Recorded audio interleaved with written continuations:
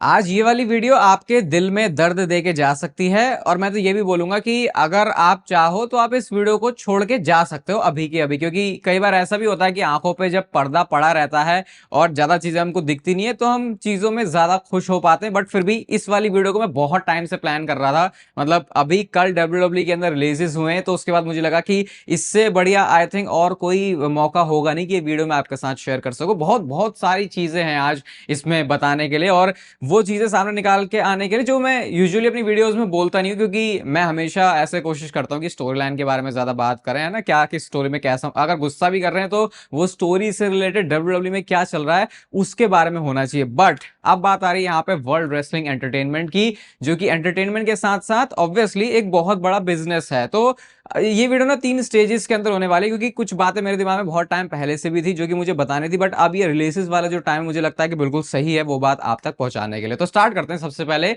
कल हुए WW company के अंदर बहुत सारे रिलीज, जिसमें से कुछ नाम बहुत सारे शॉकिंग लगे, जैसे एनएक्सटी के सुपरस्टार्स को निकाल दिया, कोरा जेड को निकाल दिया, फिर एक बड़ा नाम उसमें ब्रॉन स्ट्रोमैन का भी था। तो इसके बाद अब सोशल मीडिया पर ऑब्वियसली रिएक्शन ऐसे आ रहा है कि यार ये डब्ल्यूडब्ल्यू ने क्यों किया ऐसा, हमारे जो ये सुपरस्टार्स रेसलर्स होते हैं उनके साथ इमोशंस जुड़े हुए होते हैं, तो डब्ल्यूडब्ल्यू ऐसे कैसे इनको निकाल सकती है। भाई अगर मैं आपको लेजिट अंदर की चीजें बताऊं ना, तो डब्ल्यूडब्ल्यू में जैसे हम इसको बाहर से देख रहे हैं, अंदर मामला बिल्कुल ही अलग होता है। अगर आप कभी भी कॉर्पोरेट सेटिंग में कहीं पर हो या फिर मान लो आप कहीं जॉब करते हो तो आप उस चीज को फील कर पाते हो कि ऐसे चेहरे पे हर किसी का गुड मॉर्निंग, गुड आफ्टरनून या फिर गुड नाइट चल रहा होता है, लेकिन अगर अंदर से आप देखोगे तो लोग एक दूसरे के लिए बहुत अलग अलग चीजें फील करते हैं। तो डब्ल्यूडब्ल्यू को किसी भी सुपरस्टार से भाई कोई फर्क ही नहीं पड़ता। लिटरली आप कोई सा भी डब्ल्यूडब्ल्यू की हिस्ट्री का सबसे बड़ा नाम उठा के निकाल दो सामने, अगर वो सुपरस्टार, वो बंदा अब डब्ल्यूडब्ल्यू के लिए इस पॉइंट पर प्रॉफिटेबल नहीं है तो डब्ल्यूडब्ल्यू उनके बारे में कोई केयर नहीं करेगी। और इसमें ऐसा भी कुछ नहीं है कि यार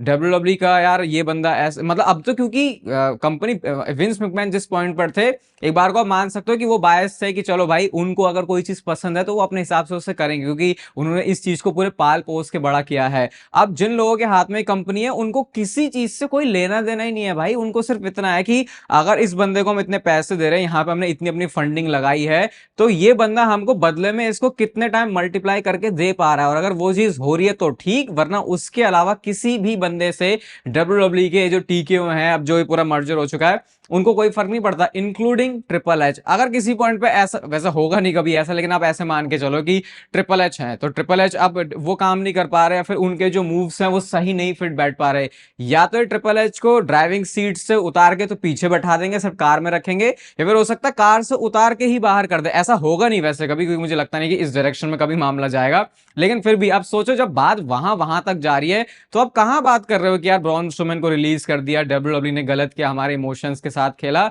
डब्ल्यूडब्ल्यू के लिए ऑलवेज बिजनेस फर्स्ट, भले ही आपको शुगर कोट करके चीजें हमेशा डब्ल्यूडब्ल्यू की तरफ से ऐसे ही और इसमें देखो, मैं अगर ऐसी मेरी टोन है ना बोलने की, ये मत सोचना कि ये डब्ल्यूडब्ल्यू के कुछ अगेंस्ट है। ये चाहे आप डब्ल्यूडब्ल्यू की बात कर लो, चाहे आप किसी और दूसरी बड़ी कंपनी की बात कर लो जो कि लोगों में ऐसे सर्विस दे रही है एंटरटेनमेंट के लिए, तो भाई वो कोई चैरिटी करने नहीं बैठे। उनको हमेशा यही चाहिए कि जो हम काम कर रहे हैं, अगर आप किसी चीज में पैसे लगा रहे हैं तो क्या वो लोगों तक जा रहा है और क्या लोग उससे एंटरटेन हो रहे हैं और क्या उसकी वजह से हमको पैसे मिल पा रहे हैं या फिर नहीं। तो अगर एंटरटेनमेंट हमको मिल रहा है तो वो फ्री में नहीं है, ऑब्वियसली उसके बदले पैसे दिए जा रहे हैं। अब जैसे अभी रिसेंटली डब्ल्यूडब्ल्यू का इंडिया में नेटफ्लिक्स वाला मूव हुआ, तो बहुत सारे लोग डिसअपॉइंट हुए इस वाले मूव से, और मैंने आपसे क्या बोला था, मैंने यही बोला था ना भाई, कोई फर्क नहीं पड़ता डब्ल्यूडब्ल्यू को इस चीज से कि आप क्या डब्ल्यूडब्ल्यू देख पाओगे या फिर नहीं। अगर आप एक वो फैन डब्ल्यूडब्ल्यू की लॉयल्टी बोलो भाई कि मैं तो 2005 से देख रहा हूँ, 10 से देख रहा हूँ, अब डब्ल्यूडब्ल्यू ऐसा कैसे कर सकते, भाई डब्ल्यूडब्ल्यू करेगी, क्योंकि अब उनको लगता है कि उनके लिए उनके बिजनेस के हिसाब से ये बेटर चीज है, ये बेटर डील है, तो फिर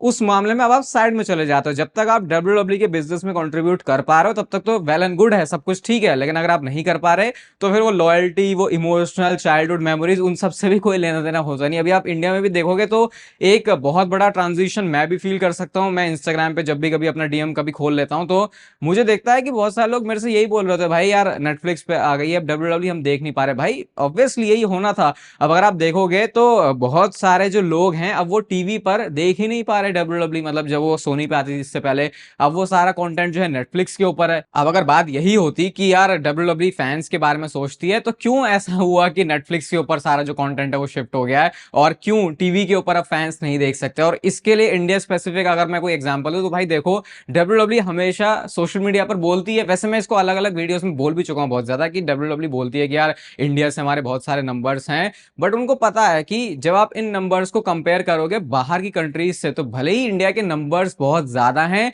लेकिन उनसे बिजनेस निकालना बाकी अगर आप कंट्रीज से कंपेयर करोगे तो वो काफी ज्यादा टेढ़ी खीर हो जाती है। और इसी वजह से देखो, इंडिया इंडिया कहने के बाद भी WWE कितना ज्यादा हेजिटेट करती है कि वो एक इवेंट भी इंडिया में करे। अब एक लाइव इवेंट हुआ था हैदराबाद में, जो मैंने आपको दिखाया भी था, अब सोचो वो 2023 में हुआ था। अब दूर दूर तक भी मैं ऐसा मान के नहीं चल रहा कि यार WWE कोई शो अपना प्लान कर सकती है इंडिया में। वो निक खान ने एक बात बोली थी, 26 के लिए बोली थी या 27 के लिए बोली थी, और सोचो जब उनसे किसी इवेंट के बारे में पूछते, कहते हैं हाँ हाँ इवेंट होने वाला है, तो टाइमलाइन भाई आप बताओ 2 साल की कौन देता है? तो वो इसीलिए तो है क्योंकि उनको पता है कि यार इससे बढ़िया अगर हम फ्रांस में चले जाएंगे, हम यूरोपियन कंट्रीज के अंदर चले जाएंगे, ऑस्ट्रेलिया में चले जाएंगे, सऊदी अरेबिया में चले जाएंगे, तो फिर उनके लिए पैसा बनाने की कितनी ज्यादा अपॉर्चुनिटी है। और इसकी शुरुआत तो आपको वहीं से दिख गई होगी ना, जब सऊदी अरेबिया में WWE ने अपना वो पूरा 10 साल की डील साइन कर ली थी। और क्यों सऊदी अरेबिया के अंदर इतने ज्यादा शोज हो रहे हैं? क्या वहां पे सच में इतना ज्यादा WWE पैसा कमा पा रही है? ऑब्वियसली वो फैंस की वजह से नहीं हो रहा, वहां की जो गवर्नमेंट है वो इतना ज्यादा वहां के टूरिज्म के ऊपर जो है वो रख रही है कि यार इसको आगे लेके चलते हैं, कि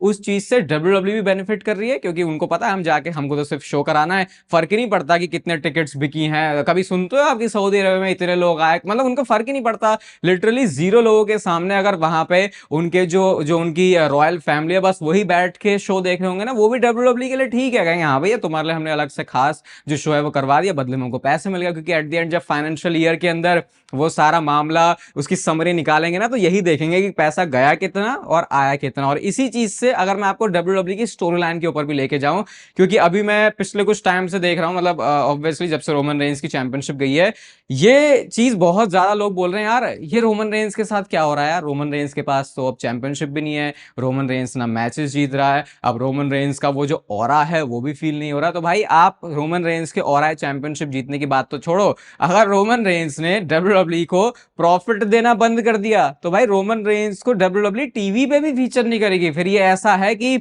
ठीक है भाई होगा रोमन रेंस अपना, ठीक है उसने करा बहुत कुछ है, अब अगर ये हमको आगे वो है ना कि जैसे जैसे गाय होते दुधारू गाय है तो उसके लिए अलग ही प्यार होता है, तो बस वैसे ही है यहाँ पे। आप यहाँ पे बात कर रहे हो रोमन रेंस के चैंपियनशिप जीतने की, भाई अगर वहां से पैसे नहीं आ रहे तो WWE को उस चीज से कोई फर्क नहीं पड़ता, चाहे कोई कितना ही बड़ा नेम है। आप देखते होगे कि कॉन्ट्रोवर्शियल नेम से WWE क्यों बचती है, इसी वजह से ना, क्योंकि उनको पता है कि नाम तो बड़ा है, लेकिन अगर ये आ गया तो भाई ये नहीं कि WWE के ऊपर कोई गंदे छींटे लग जाएंगे, ये कि WWE को बॉयकॉट करना ना लोग शुरू कर दें। क्योंकि अगर ऐसा हुआ तो अल्टीमेटली WWE की इमेज खराब होगी, इमेज खराब होगी तो एडवर्टाइजर्स दूर भागेंगे, एडवर्टाइजर्स दूर भागेंगे तो फिर लोग वो जो पैसे हैं वो WWE ज्यादा नहीं कमा पाएगी। क्योंकि देखो एग्जाम्पल के लिए अगर मैं अभी ब्रॉक लेसनर का ही नेम लूं, क्योंकि अभी हम उनको बहुत ही ज्यादा ग्रे एरिया में रखेंगे, मतलब मामला इधर का भी उधर का भी किधर का भी, वो हमारा टॉपिक ही नहीं है कि ब्रॉक लेसनर ने क्या किया क्या नहीं किया, ठीक है, लेकिन वो कॉन्ट्रोवर्शियल नेम तो है। तो WWE अगर ब्रॉक लेसनर को वापस लाने के बारे में सोच रही है ना, तो सोचो उनको पता है कि फैंस तो इसको पसंद करेंगे,